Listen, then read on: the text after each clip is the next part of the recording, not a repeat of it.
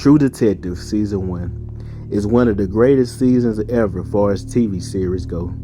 It premiered in 2014, starring Matthew McConaughey and Woody Harrelson. The investigation starts in 1995, with the murder of Doyle Lane staged in a ritualistic way with antlers on her head and strange symbols around her body. Detectives Russ and Marty began uncovering hints of a larger pattern. Missing women, references to something called the Yellow King, and whispers of a powerful group of people hiding in plain sight. In the present day 2012, Russ and Marty are being interviewed separately because similar murders have started happening again. This confirms Russ was right all along. The real killer was never caught. Russ has spent the last 10 years secretly investigating the case on his own. As we dive into this non-linear story, it shows us two detectives. Russ is a no-nonsense, pessimistic, introspective, and highly intelligent detective. He notices things other people miss, not just at crime scenes, but in people's behavior, speech, and motivations. He has almost a supernatural level of focus and pattern recognition, which makes him brilliant at his job, but nearly impossible to relate to on a personal level. You feel sad for Russ, because he seems to just be existing in the world and not living. Every time Russ speaks, you hang on to every word. It's almost as if he speaks in parables. Everything he says is quotable. I think human consciousness is a tragic misstep in evolution. Life's barely long enough to get good at one thing, so be careful what you get good at. There's no such thing as forgiveness. People just have short memories. Death created time to grow things that it would kill. This, in my opinion, is Matthew McConaughey's best performance in a role. Then you have Marty, the polar opposite, where Russ is philosophical, withdrawn, and brutally honest about how dark the world is. Marty is outwardly normal.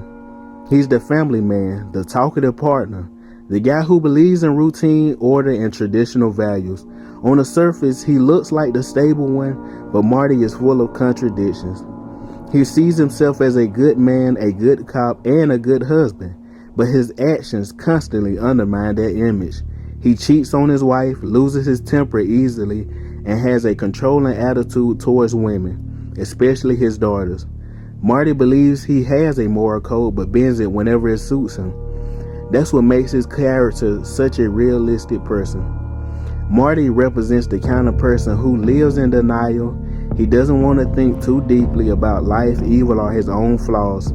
He prefers simple explanation, clear roles, and a sense that he's on the right side of things. Russ forces him to confront truths he'd rather avoid. As a detective, Marty is solid but traditional. He relies on instinct, experience, and procedure. Rather than deep analysis, he's good with people, good in interviews, and understands how to navigate the social side of police work. Most crime shows focus on what happened.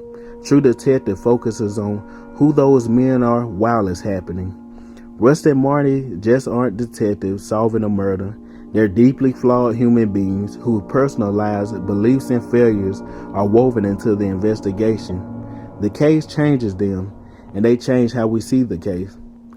Russ' conversation aren't normal TV dialogue.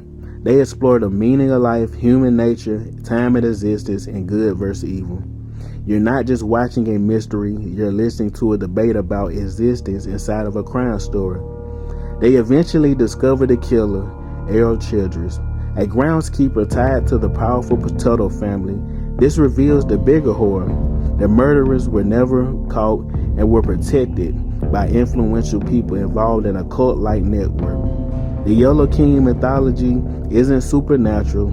It's a symbol used by a group of powerful, depraved men who were never fully exposed. The most powerful moment comes at the end of the show. Russ, who has spent the entire show saying life is meaningless and darkness is winning, tells Marty that when he was near death, he felt his daughter's presence and felt the light winning. For the first time, Russ admits he was wrong. There is something more. There is hope. Should I live in history, huh? I don't want to know anything anymore. This is a world where nothing is solved. Someone once told me time is a flat circle. Everything we've ever done or will do, we're gonna do over and over and over again. And that little boy and that little girl, they're gonna be in that room again and again and again.